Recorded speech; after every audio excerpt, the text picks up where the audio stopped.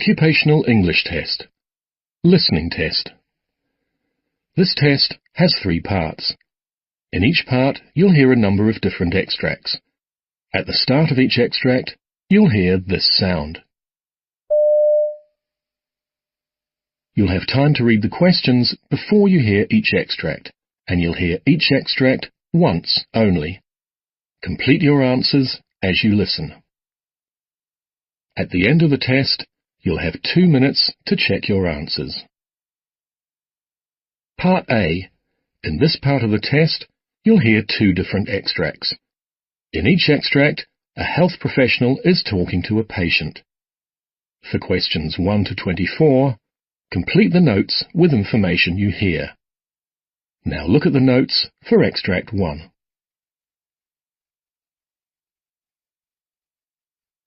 Extract 1. Questions 1 to 12. For questions 1 to 12, complete the notes with a word or short phrase.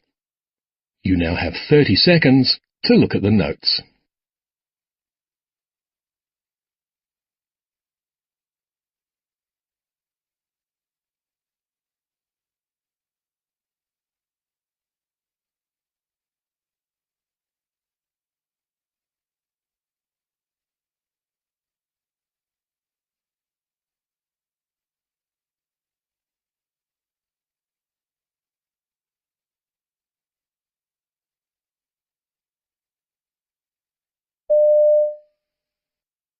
Hi Peter, how are you? My name's Rose and I'm looking after your 2 babies today. How are you? Hi Rose, I'm very well, thanks. So this must come as a bit of a shock to you, the birth of your babies 4 weeks early today?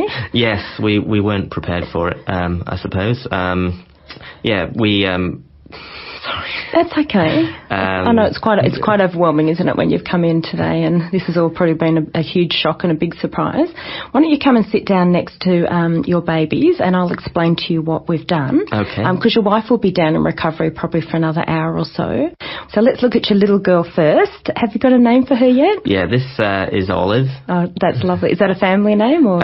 It is actually. It's my wife's grandmother's name. Lovely. Yeah.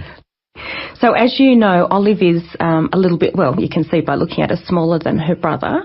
And I guess the doctors would have spoken to you prior to the birth about why the babies needed to be delivered this 4 weeks early. And so the concerns, I guess, we have for Olive are related to the fact that she is small, and so she doesn't have a lot of reserve, and that places her at risk of some potential problems, which is the reason she's up here in the nursery. Okay. The most obvious of those is that she doesn't have a lot of fat to keep herself warm, and therefore that's why we have her in an incubator.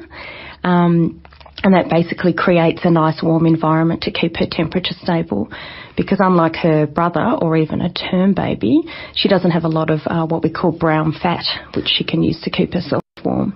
Okay. And how long do you think she'll be in the incubator? Usually most babies will come out when they're around 1,800 grams to 2 kilos, but that will really depend on her. So what we'll be aiming to do is to, once she's stable, start her on some feeds. Initially we'll give her some fluids intravenously. And so once we can start to get some milk feeds into her and fatten her up, and once she's able to maintain her own temperature, she'll come out. So there's no set weight for that to happen. There's no set time for that to happen. It'll be a judgment call about how quickly she starts to maintain her own temperature and how quickly we can bring the incubator temperature down. So Peter, just take me back. I haven't had a chance to look through your wife's obstetric history. These were your first babies, is that right? Yes, that's right. We found out quite early that we were having twins because we had an early dating scan about 5 weeks, so we've had plenty of time to sort of think about that and prepare.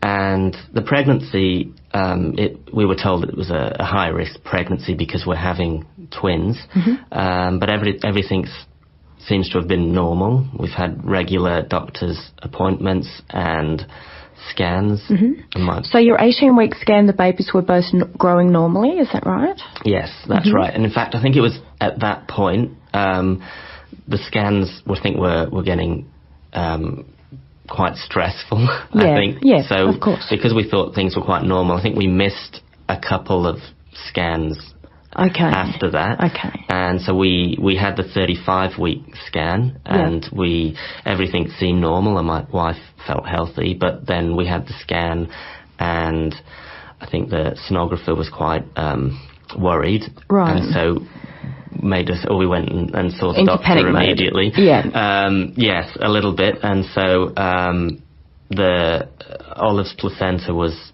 a little bit sort of smaller and used up. It had less fluid in it, and I think they were just concerned, and so they thought we had to take the babies out immediately. Yeah. So that would have been obviously quite alarming for you. Did your wife get antenatal steroids? Yes, she did. So so they arranged for us to have a cesarean on Friday to get Olive out, and the next day, Wednesday, we went back in, and Thursday, and my wife was given steroids, and I think the baby's hearts were monitored as well for quite a long time. So she had 2 doses of steroids? That's right. That's fantastic, yeah. And we can see that those have worked beautifully because Olive is not actually requiring any oxygen at all. Okay. We've just put a little light shining on Olive's foot there. That's called a pulse oximeter, and that's just measuring her oxygen saturation levels for us. And they're reading 99 at the moment. She's having no problems with her breathing, and neither is her brother. And that would be one of our concerns at 35 weeks, that the lungs are still a little bit immature, and so some babies will struggle to breathe by themselves even at 35 weeks. But your babies are doing beautifully, well, that's and good. that's the steroids that has helped. Yeah. I would say Olive will be unlikely to need oxygen, given how lovely she looks now. Well, that's good. But we will do a blood test to check her oxygen levels. We'll just do a little prick of blood from her heel and send that off. We can do that here on the ward, put it straight in the blood gas machine and check that she's doing okay. Okay. Extract 2, questions 13 to 24. For questions 13 to 24, complete the notes with a word or short phrase. You now have 30 seconds to look at the notes.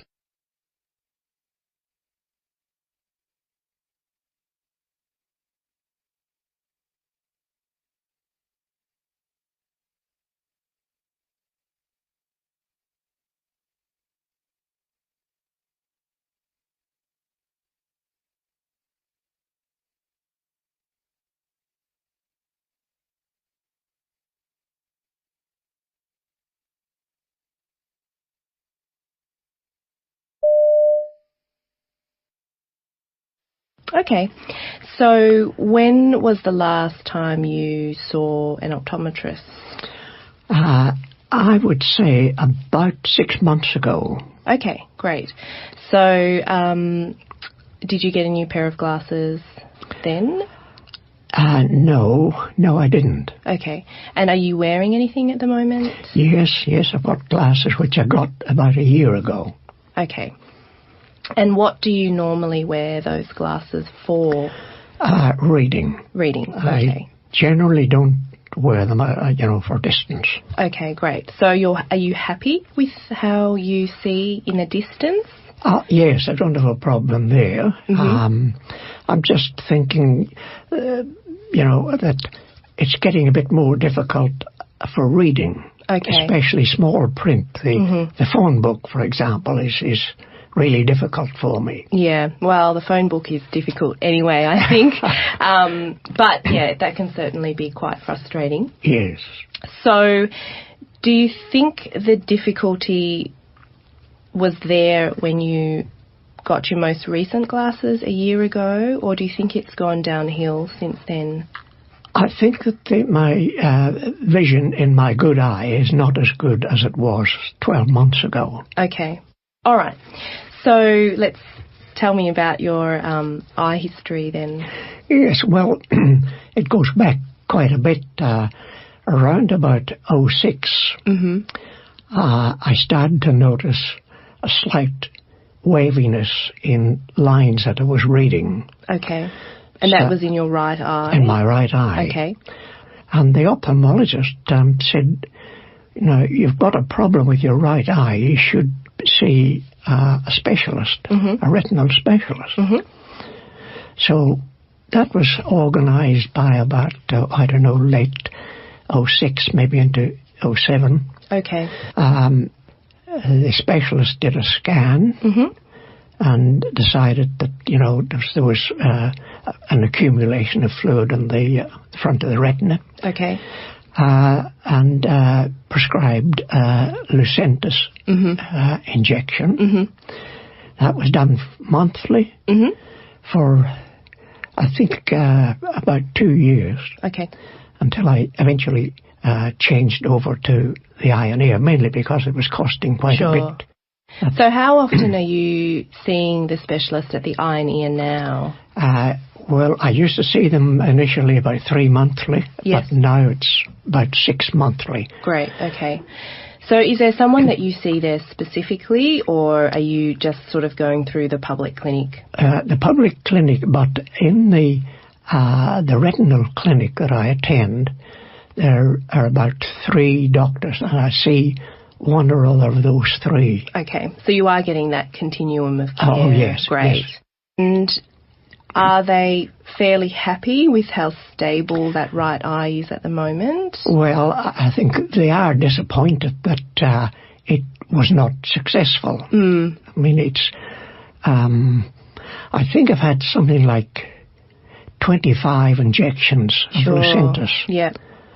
And to think that, I've lost central vision in the right eye, they're not too happy about that. But the last scan they did, there was no fluid there. Great. So I presume it's just a wait and watch now and see what. Right. Yeah. See what eventuates. So are you aware of what the AMSLA chart does? Yes. I've been using it for some years now. Okay. So I'll just run through it just to make sure that you're doing it properly, because a lot of people do it every day and they don't realise they're not doing it properly, and as a result, there's no point. So it basically checks the very, very central visual field of both eyes. So it's really important that you cover one eye when you're doing it. The main thing when you're doing that AMSLA chart is not to really look for those little nitty-gritty things, but to gauge any significant change.